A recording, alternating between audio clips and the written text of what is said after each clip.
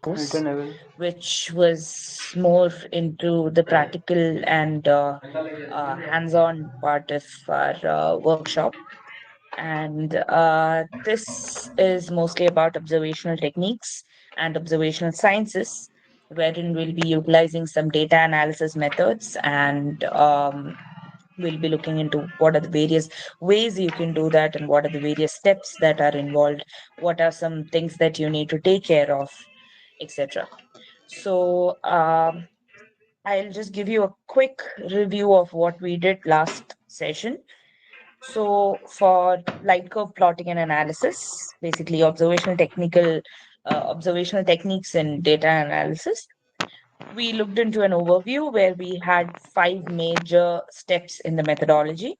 And in the last session, we covered the first two steps, wherein I gave you a brief on the target selection, what are the basic criteria, and how to schedule sessions for your target selection in terms of exoplanets as well as variable stars. I have explained a few softwares that you can, or softwares or platforms that you can make use of to schedule your observation, and some observational setup tips that you need to take care of before you start any observational setup, or while you set up your observational arena, that is taking care of the photometric filters, how various filters are important and what each kind of filters might do, or how it can affect or impact your observation, as well as your camera temperature, how various cameras require some extreme low temperatures. For example, I have worked on CCD cameras, so charge coupled device cameras. So these required extremely low temperatures like -30 to -40, so that you can avoid the granulated effect of the cameras. Then we spoke about binning or pixelation, and we told the differences of using 1 into 1 and 4 Mobile into number 4 or 2 into 2. Various kinds of binning were discussed about, and गाड़ी number most efficient one is 1 into 1. 78 Then about 78 the importance of 99 ये having a number reference आपका star कौन or सा a network variable का है? star. ये number आपका कौन Then सा we spoke नेटवर्क का about है? reduction frames, wherein various frames have to be introduced to get your telescope to get adapted to the observation that you're going to meet. So that was our post करवाया previous session. So ऐसे today number we'll आपके be pass looking into the ऐसे part yes two of number मांगो ना methodology, एक light दिन curve yes plotting and करना पड़ेगा analysis, wherein among the rest of the three topics will be looked into. First वडापान So starting ಮತ್ತೆ on, we are Airtel starting with ಮತ್ತೆ जियो data acquisition. So आपके data पास ऐसा acquisition is available है again क्या divided into three same type का major number available है क्या steps, that is variable star नहीं plotting, image price rate procurement, number नहीं and बर्गर image का हमारा storage. नहीं नहीं Right. जैसे एक्सपोर्ट So रेट है if you लास्ट में see, 49 we और first कुछ अगला तो आपने उसी में decided मोबाइल चैट में upon a करो target to observe. टाइपिंग कर Okay. And हाँ then तो मुझे नंबर we बोलो had to match number select a schedule match for this target using manual कोई ways मैच नहीं or मोबाइल चैट में automated जाओ ways. इनका 100 रुपए ज्यादा Okay. करेगा And अच्छा automated ways पैसे जमा included करेगा softwares or अच्छा platforms which ऐसा could बोलना सकते हैं आप do the नाम मांगो observation or mobile chat collect आई है data मैच नंबर of है your क्या target कोई on behalf of contact you. Number है क्या contact And okay once you have chosen your target, and once you have chosen the time and the sky and the location and everything for your target, you need to know how to set up your observation. So we have looked into the observational setup. So now at this point, practically और speaking, number you're all regional border set की to बोलते हैं collect the data using your observational techniques. So the next is how to collect your data and how to store them is your next step. So that is what we are going to be looking into while we will be discussing about data acquisition. So first off, let's go into variable star plotting. So variable star is nothing but reference star. Okay. So reference star जय मुझ किसका is more like a star that we had discussed in the previous session. So reference star is when you have a star that is known, whose factors are known, whose luminosity and brightness and the intensity, all of these factors are known already. So in that case, you keep that star as a reference. If you are able to capture the same star in the same sky, in the same direction, you capture that star's data. So, so this reference star or the variable star will be able to give you a comparative analysis when you look into your new target, right? So basically, when it comes to variable star plotting, so we'd be looking into some very effective measures to do your variable star plotting or your data acquisition, right? So here we have another tool called the AVSO. AVSO is nothing but American Association of Variable Star Observers. So that association would be helping you into plotting your variable star. So here are some steps of your AVSO. So this will be your new activity for this session. We'll be we'll look into in detail of this. I'll be giving you the link, and you should be able to collect a variable star plotting. Uh, in a few days, I'll give you a deadline. So this is nothing but you just log into a software, you enter all the necessary data, you download your plot, and you keep it as a file. All right. So when I've created a folder on that behalf in the Google Drive, I will let you know, and you can upload your variable star plotting there. So yeah, coming back. So the tool we use is AVSO, or American Association of Variable Star Observers. Now, this is used to obtain a variable star plotting of the host star as well as of the comparison star. So host star is nothing but your target star, and as well as your comparison star. And this is majorly calculated in terms of brightness or luminosity that is already known to you from the variable star or the reference star. And it should also, most importantly, have a similar magnitude. Now, that similar magnitude part, which we may not be able to assess with our naked eye calculation, that is where this tool comes into picture and helps you. So let's say in the tool you enter, okay, this is the star I want to take as my target. Now that will give you a list of stars that could be visible from your locality, which is of the similar magnitude as that of the star that you're trying to keep your target as. Right. So here, just to give you a quick brief on how to go about this tool, is you need to go to a website. I will mention the website separately. It's www.avso.org. So yeah, so there you create or log into your account. So in your case, I believe if you have not visited it before, you can create an account. You may know, so if you wouldn't need a lot of information, you can just simply create it with your mail, and you can create some credentials within that, and then you start to search for the star, right? So using the search bar or navigation tools to find the variable star you're interested in observing, so you can input the star's name or identifier. So in the upcoming class, I will show you this practically, share my screen and show you. Today, we may not have time to look into it as we go.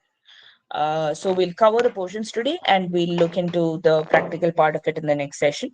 So so here, yeah, you can just log into this website. If can someone confirm if anyone is trying to access it right as we are taking the session now?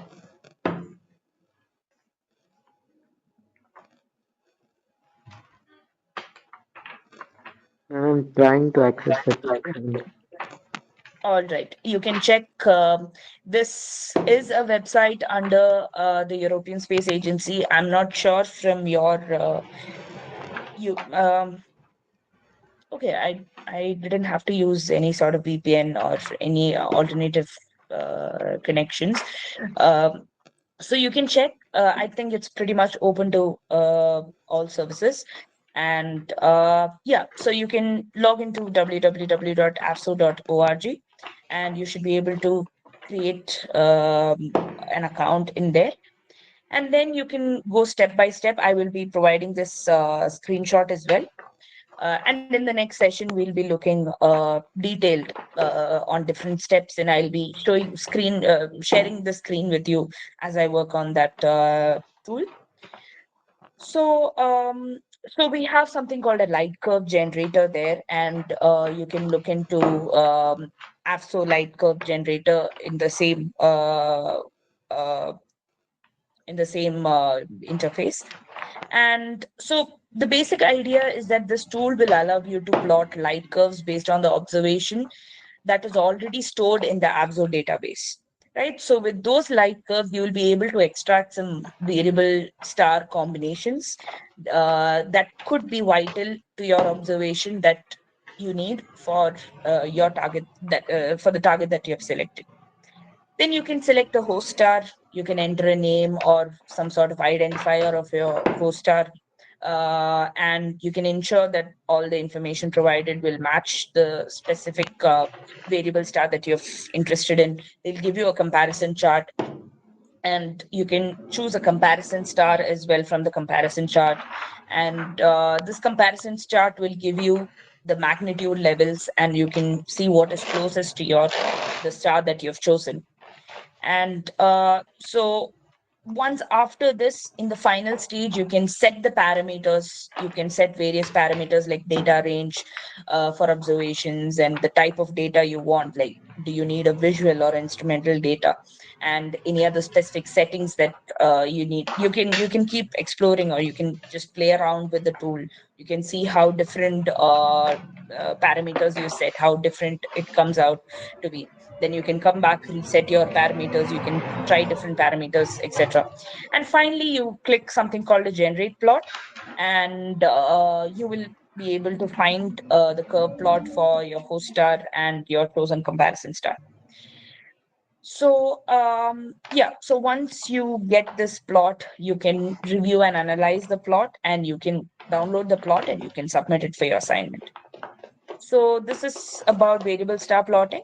So this is usually done through a few bookish references that you get, and some data scales. So every observatories usually have data scale books, like how you have, in your colleges, you might have had periodic table books, and the one you can refer during your exams, and also those kind of little handbooks are available to see how the magnitude varies. So this is usually a manual work, but now that we have tools for this, that has made it a lot more easier, as well as more easy to use among people who are not entirely into the field as well. So that is why I just wanted you to get a taste of how the tool works. That's why giving you as an assignment. Anyway, we'll look into it in detail later. We'll once we have a variable star plotted for our host star, we go into how to get your images, or if when you get your images, how to procure them and how to store them. Right. So multiple images of the host star will be taken when it is with the comparison stars in its vicinity. And let's say, for example, your transit duration is 3 hours. So you start your exposure of your telescope. You start observing from for 2 minutes for each image, and you start observing, let's say, 2 hours before the transit starts, and 2 hours after the transit starts. So you'll be able to get a clear dip, or clear sort of transition from before the transit started and after the transit happens. So you'll be able to get the dip properly, because if you, let's say, your transit or your event of the star is happening for from 4 p.m. to 7 p.m. If you start it at 4 p.m., you will be starting from the middle of the plot. It'll be somewhere in it'll be dipping down. Your light curve will be a little too vague. So if you start, let's say, if your event starts at 4 o'clock, and if you start setting up your, if you start your telescopic observation, your camera observation from 2 hours before that, you'll be able to see a slow and steady transition from the time it was normal, and when the event happens, how different has that traveled. And 2 hours after your event would also bring you back the dip, and also show a constant constant lighting or luminosity of the star. So, and you can also set up times in your telescope wherein your images can be automatically clicked and procured in a gap of 2 minutes. And the longer your transit is, you can keep your intervals also longer. So let's say if your transit is just a 10-minute transit, if your entire event is like 10 minutes transit, you can keep um, like 1/100th of a second to capture each image also. So every 1/100th of a second, you will be getting an image. So let's say you will be getting like around 800,000, 1,500 images in 10 minutes, right? Also, let's say your event is a long one, it's like an eclipse or so. So if that is the case, then you can keep it for like 6 hours. If your transit is happening for 6 hours, then you keep it for 2 hours before that, 2 hours after that. So your observation is lasting around 10 hours. So in that case, you can keep a capture for every 2 minutes or 5 minutes or 3 minutes. We try to keep it as close as possible, but we also try not to have a lot of noise to filter out. It's easy to filter out noises, but we try to keep our initial data itself a little clean so that it is faster to process your data. Right. So, because once all these images are procured and while you store it, there are multiple levels of rendering, and each of these rendering takes around another 10 hours to maybe 1 day or maybe 48 hours. You might all be familiar with different renderings that you have done earlier. So, rendering usually takes a lot of time. So, to reduce this, you try to keep your initial procurement itself very concise. Okay, so yeah, so that is about it about image procurement. So exposure time will refer to the duration of which a camera's shutter remains open, and while this is open, it will allow light to reach the camera and sensor or the film that you're trying to procure your image into. So this exposures or apertures, these terms that you see are very important or very fundamental parameter in astrophotography, especially because astrophotography is something that you can not get the exact same image a few minutes later. It's once you see an image, once you've procured the image, you can never see the same exact same image with the exact same configuration another time. So it's always a one shot hit. So it is very important that you have your observational techniques done clearly and precisely before you take an image. And even after you have procured an image, how you procure it and how you store it is extremely important. Okay. So how your camera sensor is tamed to this condition, especially since I think in the last session I had mentioned about the camera temperatures as well. So how you tame your camera's temperatures and your sensors, and how flimsy or uh, how the sensitivity is extreme with the device you use. It all has to be taken care of very clearly and correctly. So just to give you a context of astrophotography here, or in general photographing as well, in when it comes to celestial objects, when you use a telescope, the exposure time that you give is very crucial. So when you're observing some faint or distant celestial bodies, such as, let's say, stars, galaxies, or nebulae, longer exposure times are often required to collect some enough light that we can, that we can get from these kind of objects. Stars maybe not as much, but when it comes to galaxies, nebulae, these are like either a cluster of stars, or it has a lot of dark spots in it, or it may have little to very less light emitting, or kind of being able to reach our lenses. So all these conditions make it very crucial for the exposure time to be extremely precise. So yeah, so this is the final point I've written, is to cover 1 hour before and 1 hour after the transit. And this is I've written as 1 hour, but when it comes to projects, like in the projects that I worked on, it was 2 hours for the safer side. 1 hour is ideal.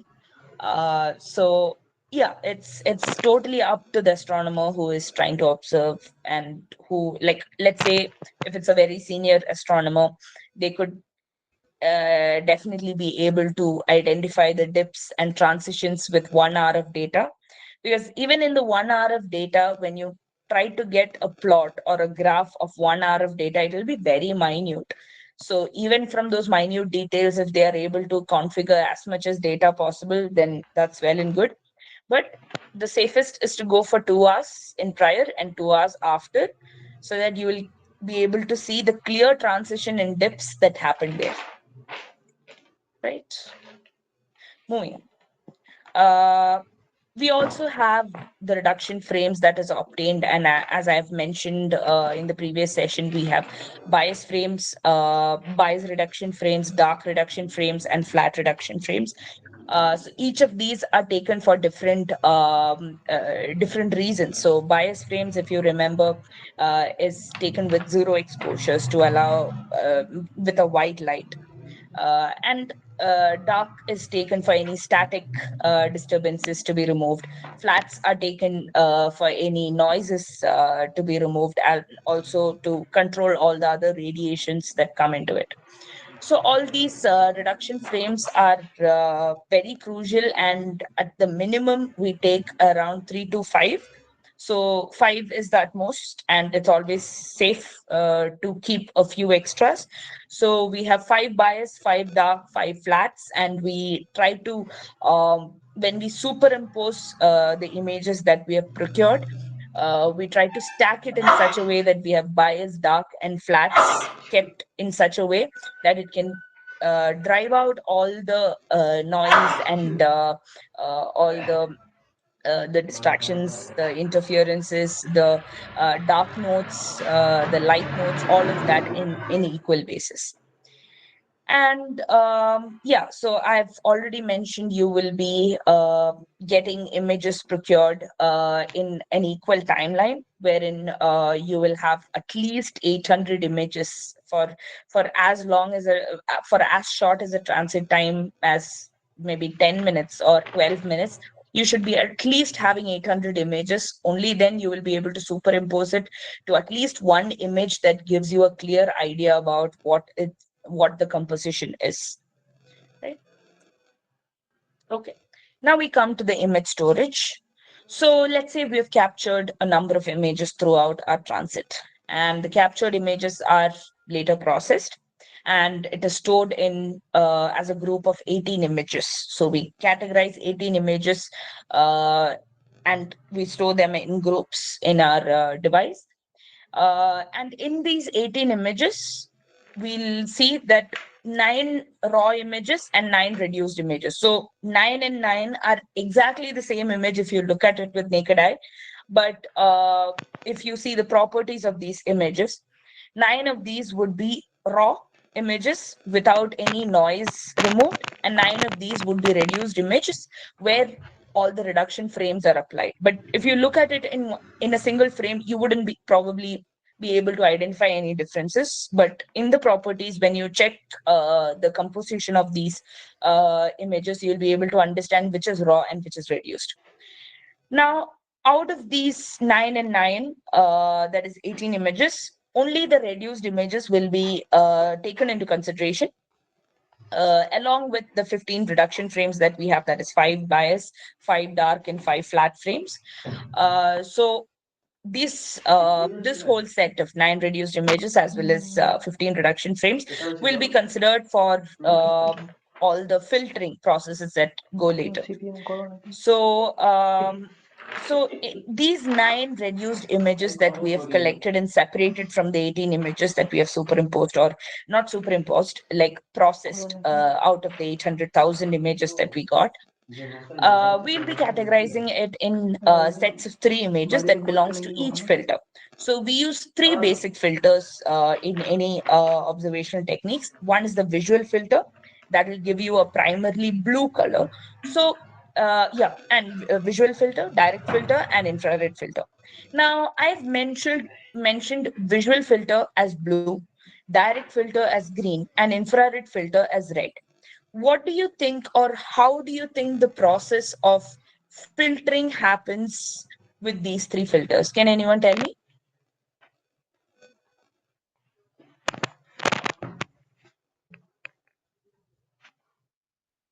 I mean, maybe like we only see the part, I mean, the image if we have, so we only see the part of image on a certain visible spectrum, like visible wavelength or color. I Okay. mean, basically color,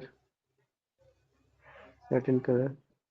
Like basically, Hmm. if we know an image is or any like computer file is made of RGB colors. So if we like uh, uh, increase one's concentration and decrease other tools, then maybe it's just a Hmm. guess. Yes, yes, you're absolutely right. So, for example, let's say we take 3 images that belongs to the visual filter. We know visual filter deals with the blue color, right? So, what the visual filter when it goes on top of these images. Now, one thing you have to keep in mind here is all the images that you procure during your observation, all the images that get stored into your database are monochromatic images. They just look like gray images. Some areas are darker gray, some areas are lighter gray, some areas are black, some areas, so they all have a different shades of gray. So it's monochromatic. All right. But what happens is when you put this image into a visual filter, what the visual filter does is it blocks out all the other colors other than the blue light. Okay, it blocks out all the other colors and only the blue light will be shown. Now second 3 images belongs to the direct filter. Now direct filter we know is green filter, so it blocks out all the other colors other than the green color. Now same goes with infrared filter. I think I have a few images also coming up uh, as these slides grow. All right. So, yeah. So once you've done your image storage or data acquisition, so your data acquisition had variable star plotting, image procurement, and image storage. So you've reached till here where you've collected your data and your data is with you, all filtered, processed. Now, next thing you have to do is transit modeling. And that is where your what do you say, modeling skills and your analysis skills come into test. All right, so for transit modeling and data analysis you have 4 major steps wherein you will have to do image reduction again, image alignment, photometry, and transit modeling analysis. Right, so these processes are what we'll be discussing in the major part of the next the remaining of this session. And when it comes to transit modeling and analysis, right? So the major one tagline that you can remember for transit modeling and analysis, despite the steps that I've discussed in the previous slide, is you have to concentrate on stacking images, processing images, and data analysis. So from the previous step, if you remember, since all of these are based on the images that you've procured, you need to procure image, store image. Now, next you have to stack image, process image, and analyze the image. So these are the continuous flow that you will have to meet at every step to go forward, right? Now, first we'll look into stacking images. All right. So stacking images is simply you stack a lot of images like this, and then you try to look into it to give added clarity to your image, right? So the purpose is that when images stacking involves বাজে একটা the society combination of like a lot of multiple বাজে photographs একটা that you দল have collected of the same celestial object at the same নতুন point, the মেম্বাররা same এরকম কাজ করে fixture, the same what do you say, the same setup. You're গ্যাসের not কথা বলছো changing তো anything, you're just keeping on কনসল clicking কনসল multiple photos, and then you try to stack all these এই image, গ্রুপটা and it should give you something like ভালো না panoramic effect.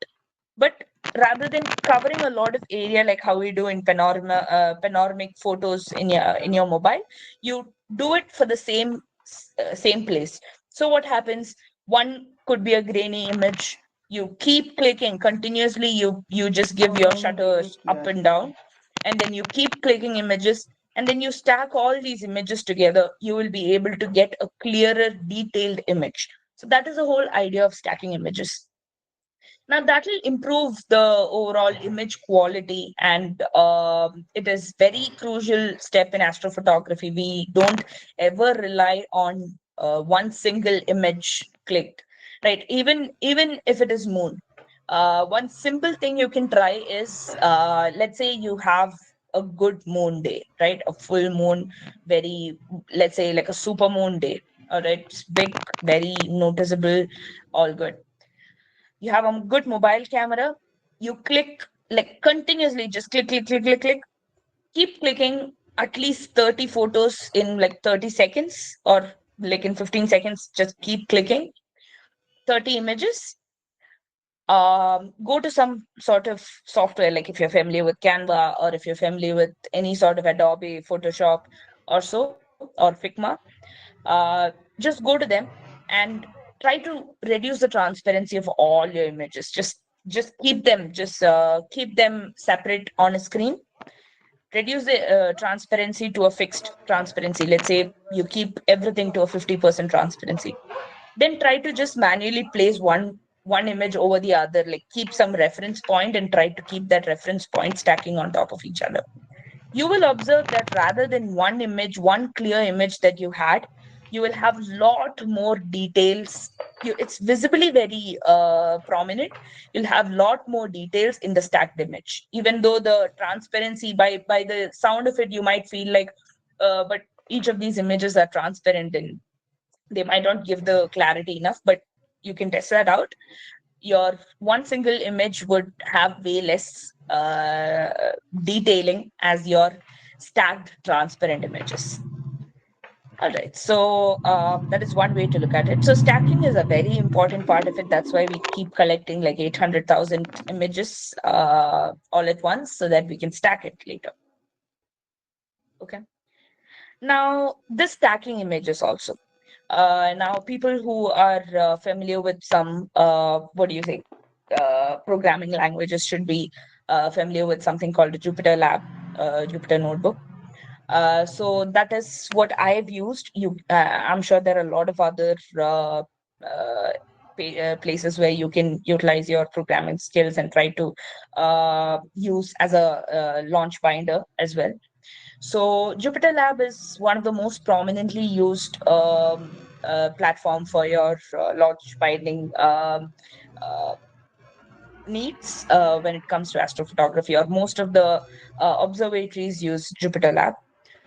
So it is, if those of you who haven't come across Jupyter Lab, it is sort of like an interactive um, a computing environment where you can put in your programs like a Python program or so, and you can use it for data analysis, and you can use it for visualization, some coding, etc.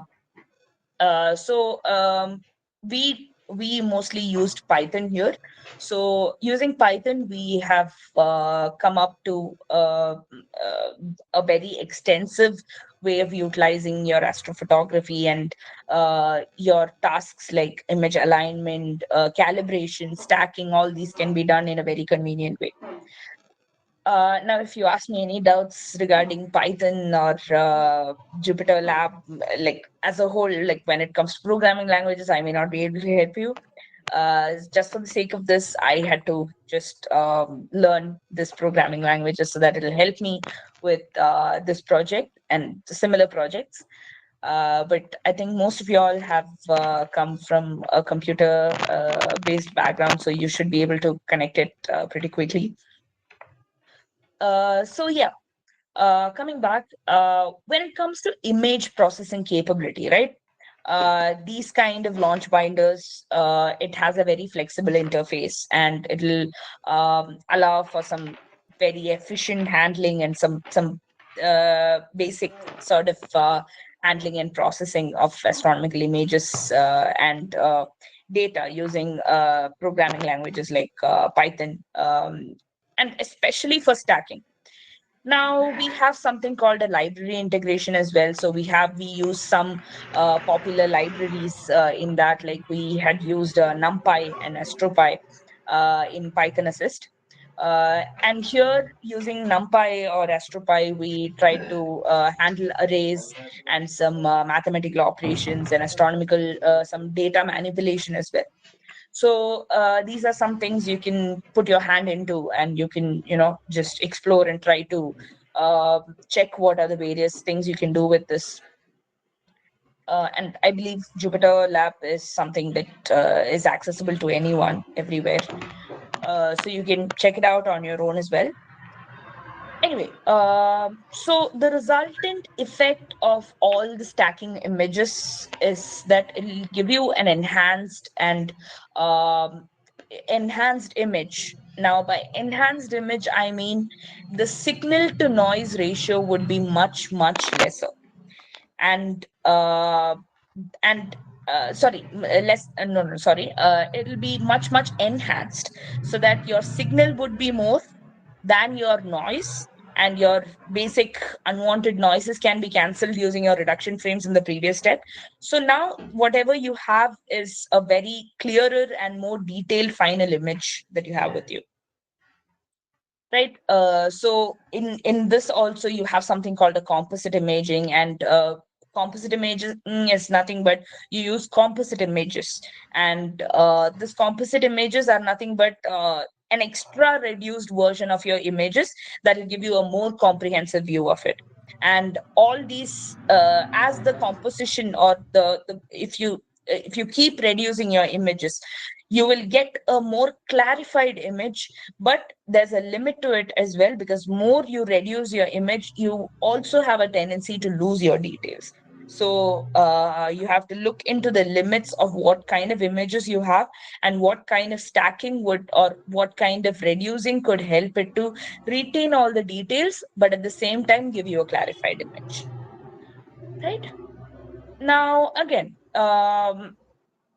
so we have something called the binders accessibility through launch binder. So here, again, we have some SNR enhancement through stacking, and the binders accessibility is nothing but sort of like, where you can have a collaboration, so that you can work in with a lot of people. You can work with a team, and you can collaborate, and you can sort of make your work accessible with others as well. So this is mostly when it comes to you working in teams, and different people adopt different stages of stacking. Like, for example, you have around 800 to 1000 images, and all of them being rendered by the same person or being reduced by the same person would not be um, very practical when it comes to a project with deadline and all that. So what people do, people have an opportunity to render it, divide among themselves and render it, and compare the qualities, and compare your stacking, and do the composition all at one place. So that is why we use Jupyter Lab or any sort of composite launch binders for that matter. Okay, and coming to a few images of these. Okay, now these are, for example, the project that I had worked on was on M42 Orion Nebula, and we had some V stacked, RP stacked, and IP stacked. So V, RP, and IP are nothing but are filters. So we have visual filters, direct filters, and infrared filters. So these filters are what it means. So the stacked monochromatic images were stacked with the filters. So these are the differences that you see after you're filtering through. So in each of these, like for example, V stacked is the A image. So this one will deal with your blue composition reduced or blocked off, and your B deals with your um, RP. So that is green composition waved off, and your C deals with infrared composition waved off. So it doesn't look very different when we look at it, but you can also observe some grainy texture.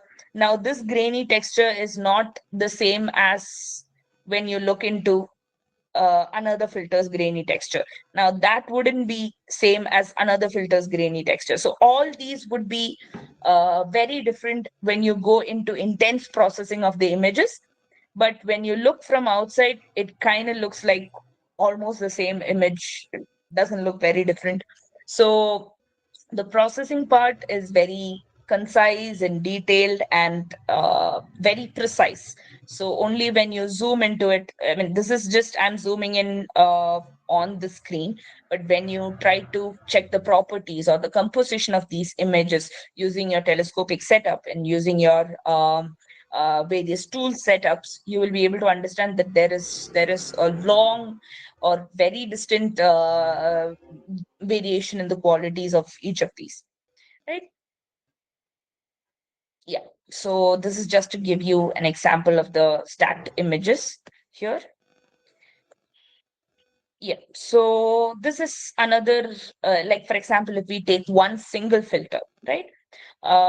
This is to give you, this is a raw image. I had mentioned about 9 raw images and 9 reduced images. So what you see on the left is the raw image, and on the right is the reduced image that is stacked with the visual filter, right? So you can find some differences among these two. Okay, so we try to put a lot of alignment frames into this, and we try to yeah. So there are some parameters involved here. There are some axes marked so that we can adjust and stack it properly. So these adjustments or these axes that are marked gives you the exact reference while you stack it. And yeah, so these images may look very slightly different, but there is a lot of difference that goes into the composition of each of these images. Like for example, the first image is extremely raw. It has all the noises you name it, it's on it. And the second one is not only reduced but also added filters into it. So whatever prominent darker areas that you see are all blocked out from since it's a visual filter, all the blue lights have been blocked out. Now coming to the next image, these are the filtered image, and the filters used are the visual filter, direct filter, and infrared filters. So if you see, the pattern may look slightly scattered. Like let's say when you compare this image to this image, it does look slightly scattered. And the best way you can try to see is um, these little dots, right? This less prominent dots that you see here, you probably might be able to see these red dots here that are not very prominent. But when you compare it to here, you won't be able to see a repetition of those dots in green. Like, yeah, bigger dots, yes, you will be able to see. Like, for example, this pattern and all of these, you will be able to see the exact same patterns on this side.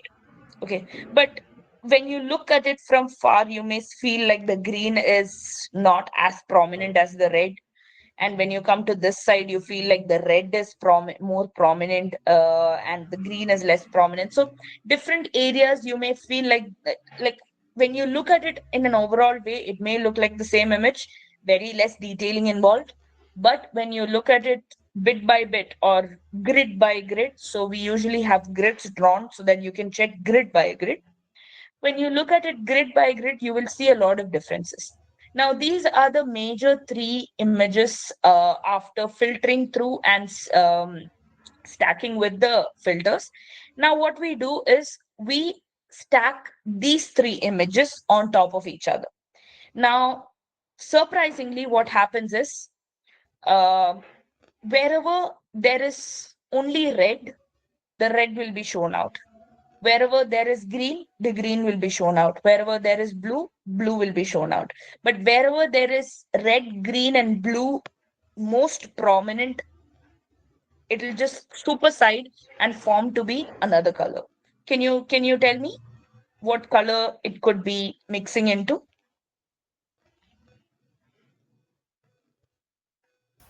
Kind of a brownish, orangish something. Hmm. No. Any other guesses? Gray. Purple, dark purple. No. White. So this is the final image after we combine all of them.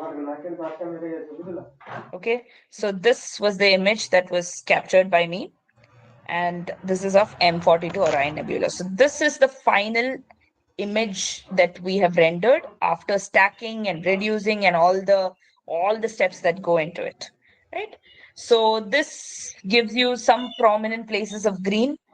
If you see some blue spots here, and these sort of purplish places are when there is like a slight mix of green and blue involved, and there are some red edges. If you see, there are more prominent red edges here, and here maybe blue and green would be involved. But the middle portion, if you had seen observed in the previous image, you would see all these scattering parts. Okay, leave that.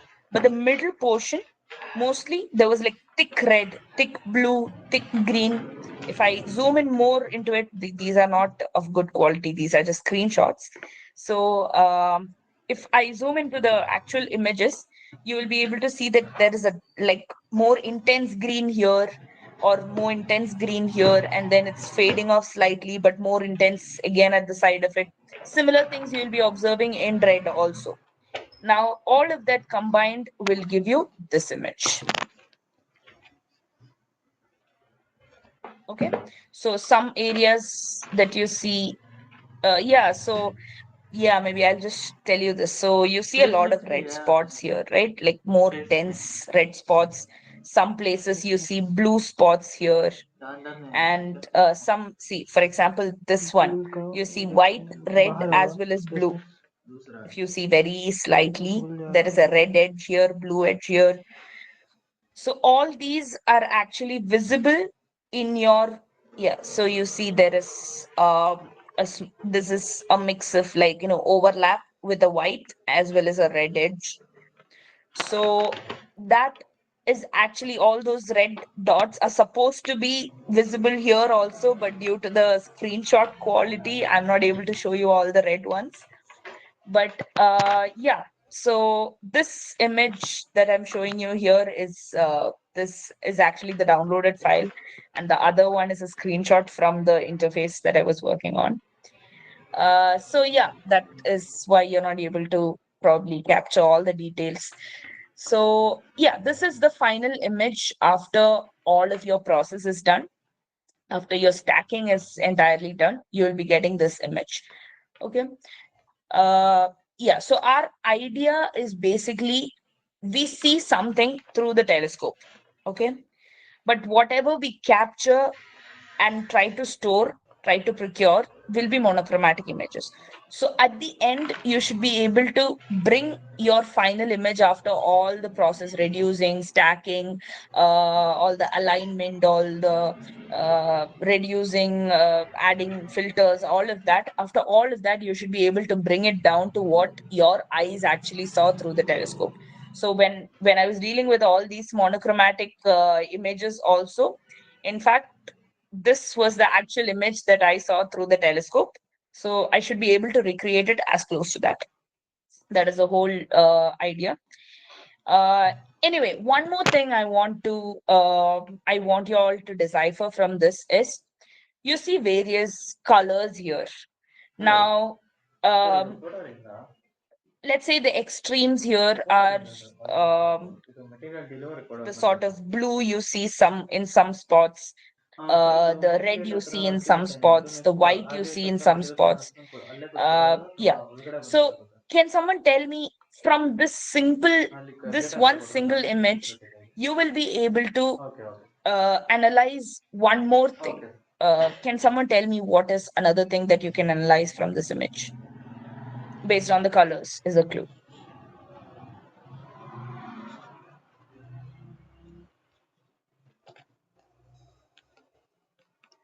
HR diagram. Chart diagram? No. Okay, it's somewhere related.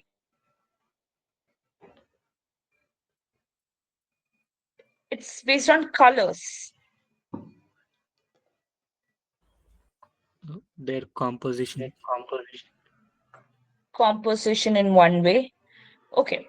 The most important thing based on colors that you can decipher is the meaning is the wavelength that reaches your eyes, and the wavelength, when looked through, those wavelengths are coming because of the temperature differences, right? So, here in simple words, you can analyze and find that, okay, let's say I take this blue star and a red star.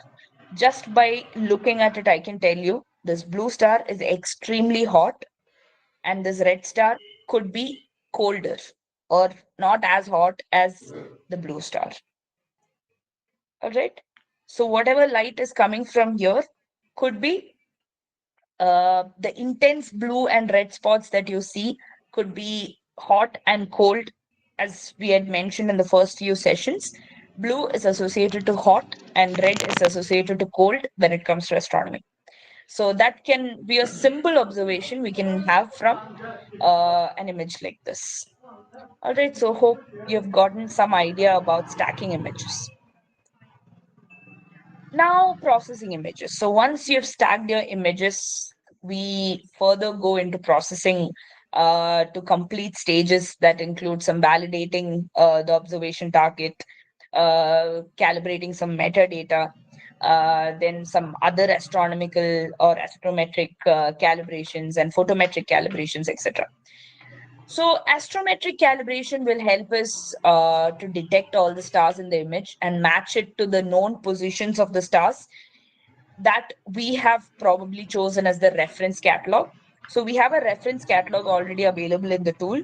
And with that tool, from that reference catalog, it will just automatically try to detect if you upload this your stacked image into your tool, you will be able to sort of with the variable star plot that you created first, you will be able to plot, okay, this star is probably the star. So you'll be able to match using your reference catalog.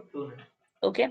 And this is not just manually matched having two images. You try to locate it with the coordinates and the pixel that is involved here. All right. So that is called an astrometric calibration. Yeah.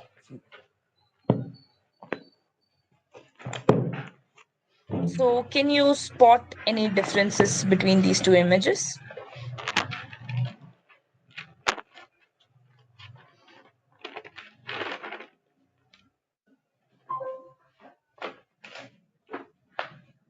Ma'am, one is blurrier than the other.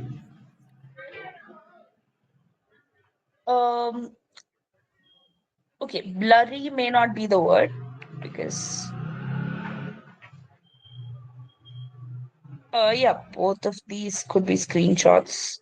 But yeah, like for example, let's take one grid, okay?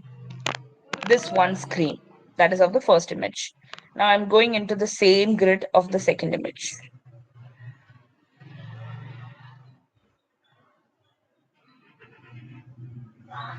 Do you see a lot more dots? Or rather, this image is more clarified, or this image is more processed when it comes to compared to this image. Okay, like maybe you'll be able to see the difference here. In this spot, it's almost, it looks like an empty zone, but in this spot there are a lot many stars more. Now this is the main difference that you will observe when your image is processed, right? So stacking alone will give you something of this sort. Now once you have calibrated and processed, and you have what do you say, technicized your data to the way you require, or you've manipulated certain measures, and you have calibrated according to all that comparative, and you have processed it into a more refined version, is when when you get this. So this is a difference that I've shown to tell you how different your um, image can be post processing. So this image that you see is a stacked image. Okay. Now post processing, it will give you a difference that you see in these two, right? So that is why your processing images is very important. Also, here, um, yeah. So one another thing I want to point out is these post processing will require a lot more um, filters added into it. Like even the basic filter, like visual filter, direct filter, infrared filters, all these filters are enough. But the taming qualities that you add, like the levels of adding it, or the way you have superimposed it, the way you have placed these filters after each, or the way you have used it efficiently, will tell you a lot. Like for example, this first image that you see is a stacked image with visual filter, and the second image that you see is a processed, or a post processed image with infrared filter. Now, this infrared filter will give you more red dots that you see. It has way more redness in it than you can spot here. It does have redness, but in a more even even in these black areas, there could be some red dots that is not visible to you from the visual filter, right? So that is where our filters in processing becomes a very important point, or step. Now, most of the stars in the night sky during the capture are deflected some by some infrared filters, and some visual effects when it comes to capturing through a telescope. Now, this apart from an astrometric calibration, a photometric calibration is very important in this stage, because of let's say you won't be getting 100% clear sky to observe exactly what is out there. So astrometric calibration would help you rather to calibrate it based on the reference catalogs, and to identify the stars, and to just plot it in such a way that, okay, what you see in this direction at this coordinate is could be so and so group of stars. But photometric calibration will give you an idea wherein you can add your photometric filters, that is your visual your basic filters like visual, direct, and infrared filters, to give you your red, blue, and green filters in such a way that the wavelengths are blocked and all the others are enhanced. Now, this calibration will help you match up the brightness of each of these colors with the picture with the actual stars that is giving out these wavelengths. Uh, so that is why I wanted to show you how the photometric calibration helped you here, as well as your astrometric calibration helped you here. Now, as I mentioned, your way of working around the data, or the data manipulation that you work on, or the calibration that you work on, is very important. In if your calibration or your manipulation goes above or beyond your limit, it can also mess up your detailing and give you a more uh, staggered effect. Okay, wherein even when you try to process your images on the tool that I'm saying on the platform, uh, you add certain values depending on, it's like a trial and error method. You will know a certain range for these kind of images, but within that range you just try to enter a few values, you run it, and then you see the image outcome. And then based on that you try to tweak the values, you try to go up, above and beyond, and you see how the clarification of each of these images have been enhanced or reduced, and then you try to come to a common point. All right, so the calibration is a very, what do you say, very a thin line. So it is very important that we try to find our way through it. Now, coming. So once you're photometrically calibrated and you have your images ready, you can also come up with an image plot. Now, these plotted graphs will derive a lot of information for you. Like, for example, you can see the first plot is basically both of the plots are of M42 Orion Nebula, and the first plot is of visual filter, and your second plot is of infrared filter. Now, here, if you see, okay, I think this is a basic calibration that you have done. Okay. Yeah. So this was a basic calibration. Now I've just taken these two images just by tweaking a few values. As in here, I've just given a zero basic, and I've given a calibrated graph of 11.5 uh, above the basic. So just to give you how the tweak values work. So for the first one, as we mentioned, it's a visual filter, and the second one is an infrared filter. Now, in this visual filter, also, we'll be able to derive the following information. Like, for example, the fainter objects on let's say, okay, here.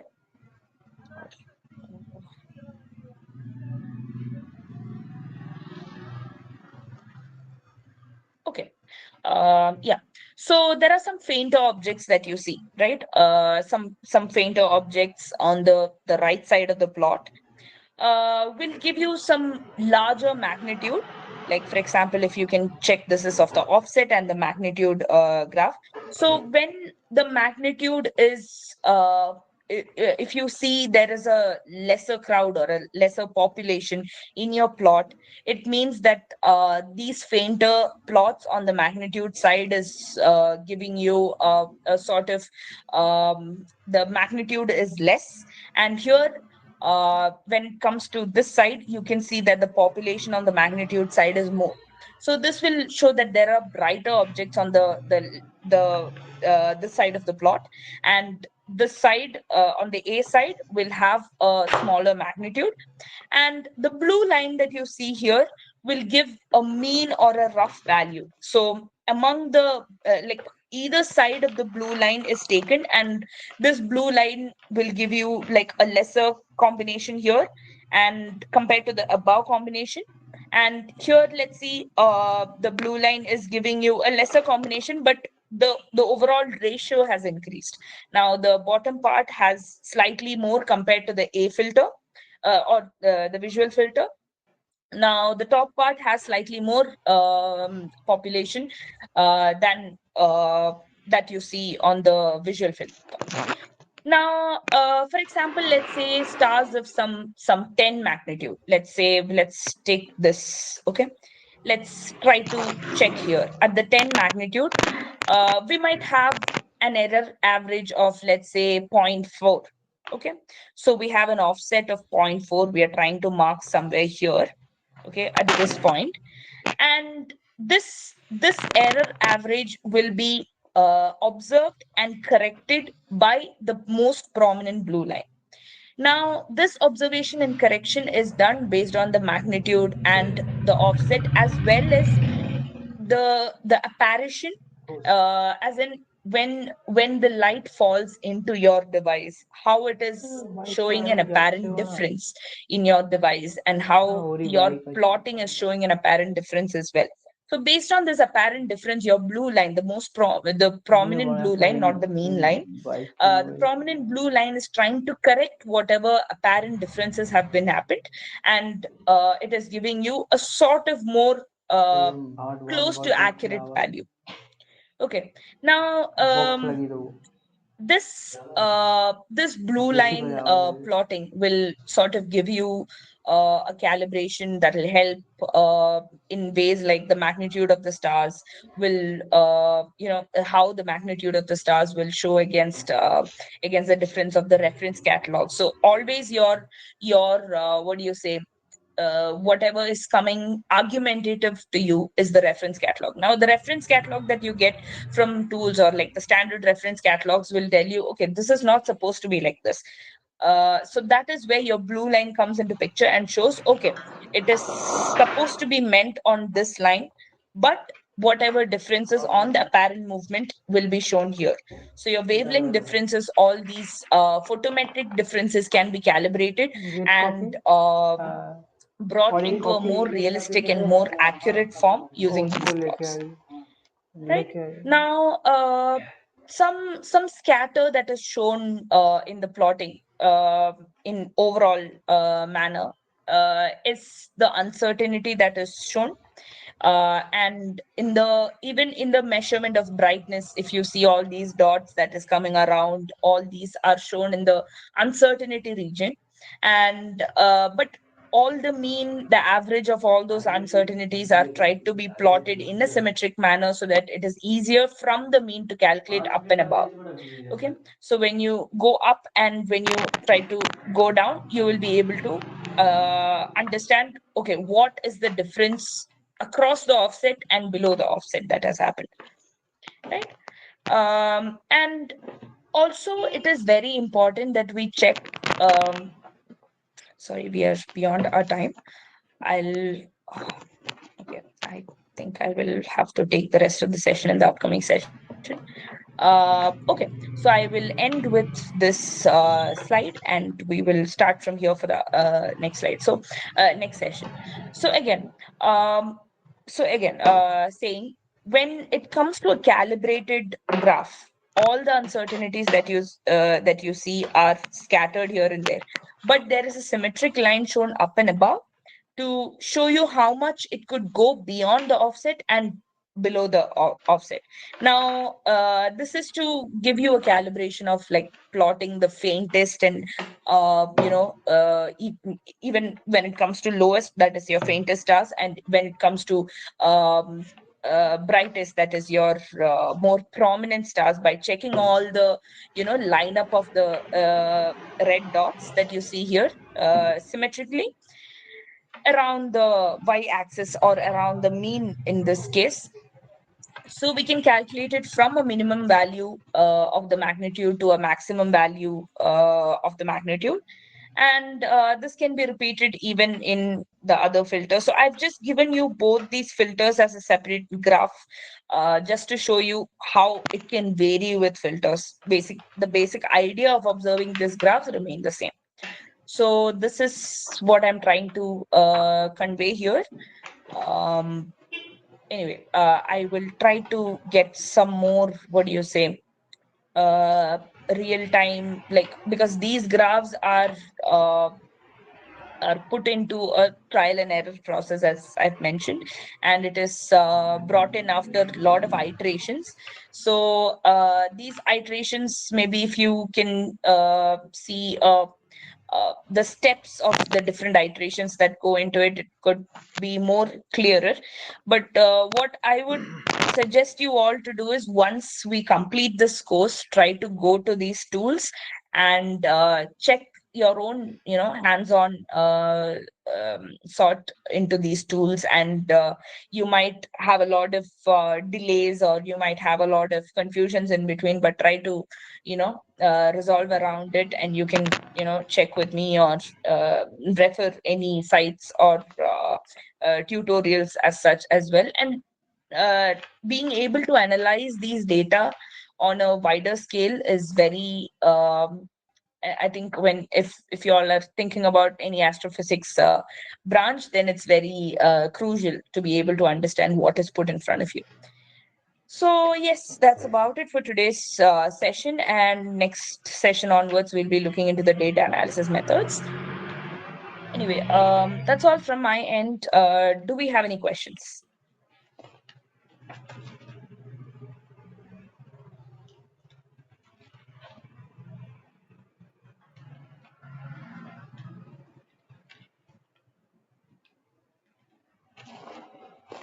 Okay,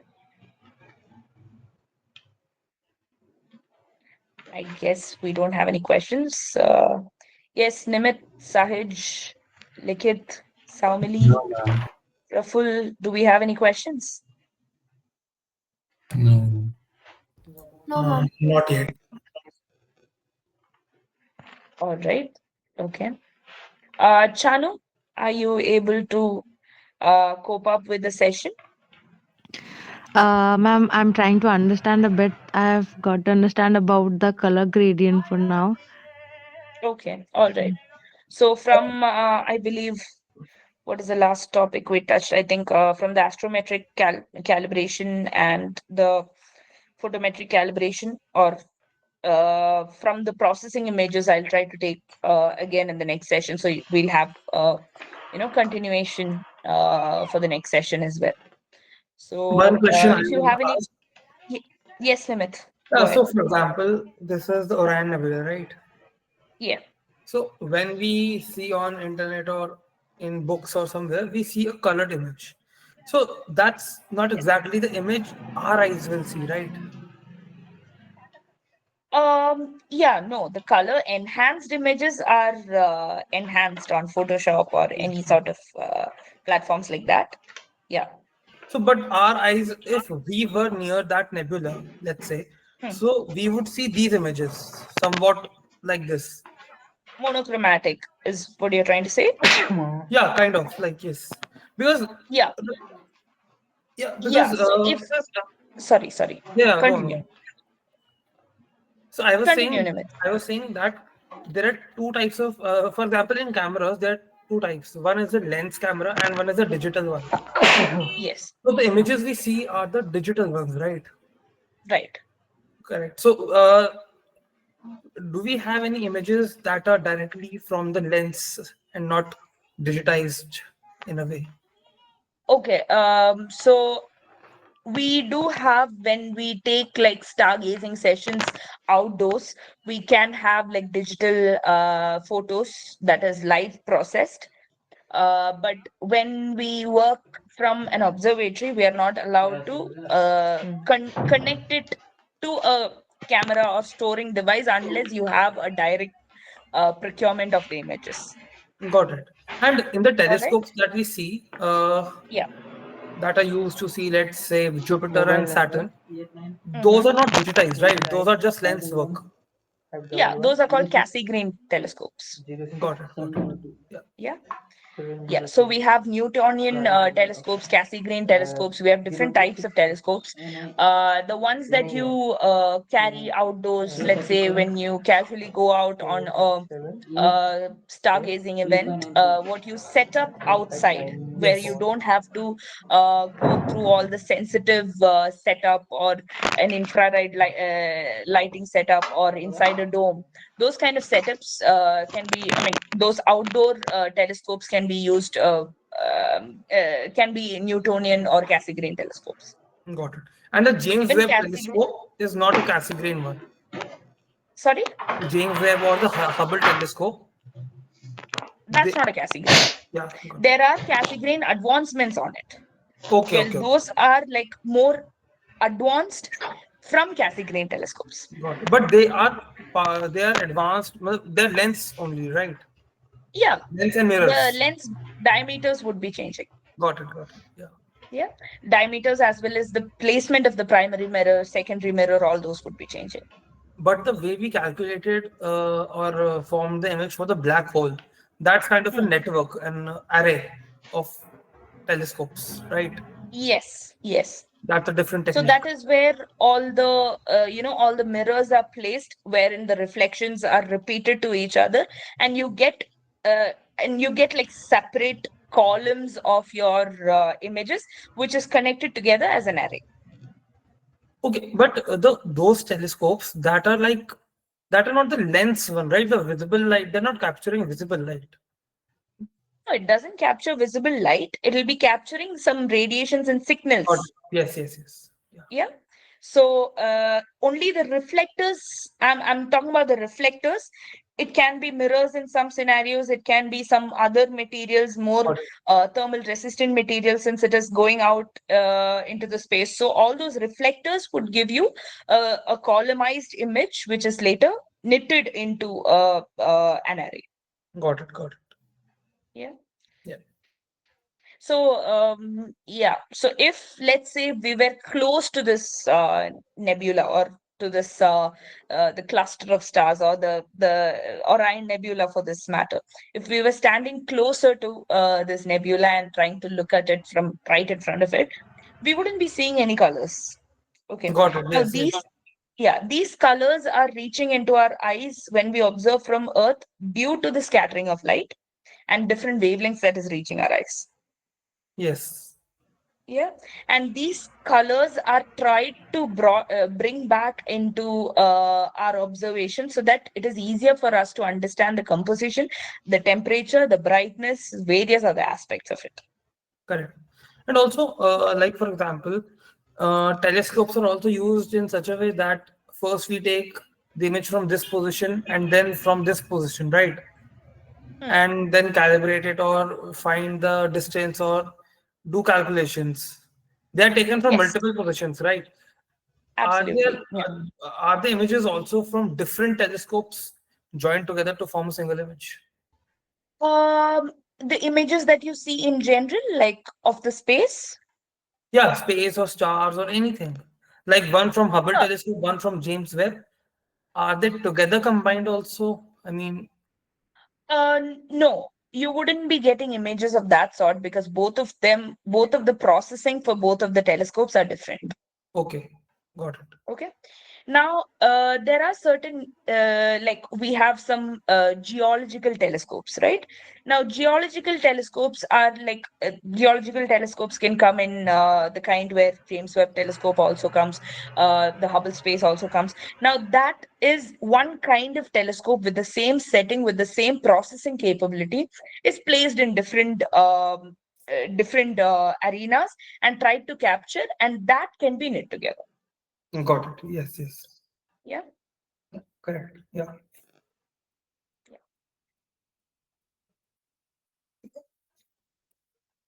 So that's about it for today. So I'll give you the assignment or the activity after the next session, once we complete this, data analysis, so that you will have a better taste of what our topic is. Right. So I'll put the screenshot of the slide or the assignment in the group once we have completed with the next session. And if time permits, I will show you a live hands-on the AppSo as well.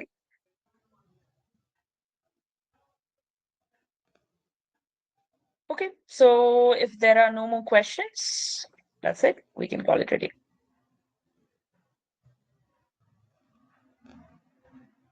Yes. Thank you. Thank you, Thank you, ma'am. everyone. Thank you. Thank you, ma'am. Thank you. Thank you, ma'am. Thank you. Thank you, madam.